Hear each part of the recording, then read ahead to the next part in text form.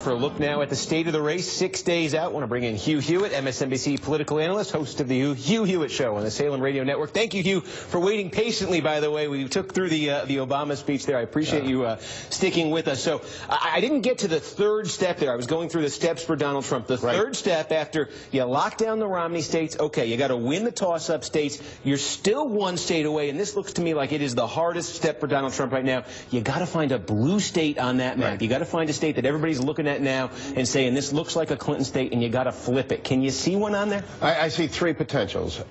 Hampshire, where Senator Ayotte is running a strong coming from behind to a slight lead in many polls race, and where Obamacare is not working. I see Michigan, where there are fewer Latinos, more blacks, African Americans are not voting in traditional numbers thus far.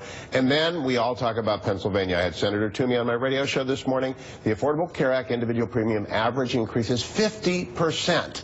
50%. So I think the hidden issue here, the FBI is knocking her down faster than Ali did Liston in the first round of the second fight. So she's gone down fast because of the FBI. But this Obamacare premium thing, Steve, is hitting people. They're sitting down, they're writing these checks, and they don't know where they're going to get the money from. That's a killer issue for Democrats. Well, do you think, you mentioned the FBI thing. Now we're a few days out. That was last Friday. Here we are now, middle of the next week.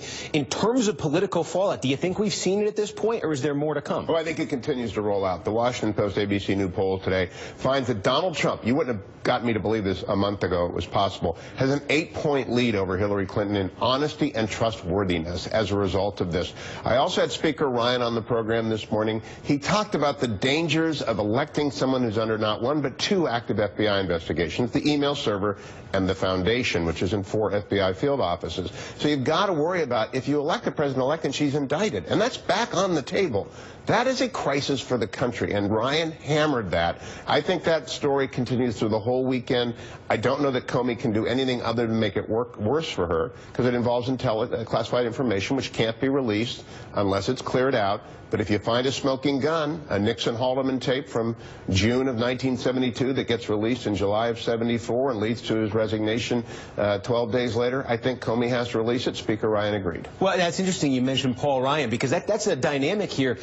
I can't remember seeing a campaign like this. You've got the Republican Speaker of the House, the Republican nominee for president, Paul Ryan, in the home stretch, not only will not campaign with Donald Trump, that clear, won't say his name. I think you got him to say Donald. I think you got the first... He said Donald and Donald Trump twice. You did actually get the name out of him. And that's because he was saying he's out campaigning for Marquette Law School. University poll came out today. Ron Johnson, dead heat with Russ Feingold. The Senate race is tied in Wisconsin. This is a surprise. A lot of people thought Feingold was a shoe, and you got a dead heat. Although in the presidential race, you got Trump down 6. 6 points. But he said, Ryan said, I'm crisscrossing the state with Russ Feingold, and I've already voted for our nominee, Donald. He came back later and said, Donald Trump, and we need a unified Republican government. So he's gone back into the active mode verbally. That's as much as you'll see, but he'll be out there on the road with Ron Johnson all weekend, and I think delivering a state that could easily be that fourth one. I talked about New Hampshire, Pennsylvania, and Michigan. The fourth one's Wisconsin, New Mexico. That just doesn't work for me. I don't understand that at all. Where are you on this? Because when that tape came out, the Access Hollywood tape, you said, look, time for Donald Trump to get out, Mike Pence to run.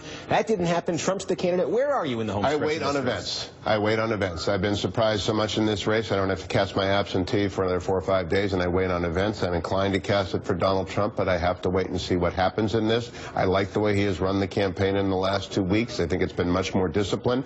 He gave a great speech on Obamacare yesterday. He promised a special session to repeal it. If he stays on message, I think a lot of Republicans will do what Paul Ryan asked them to do today. Come home. Okay. Hugh Hewitt, thanks for standing by for the speech and joining us. Appreciate that.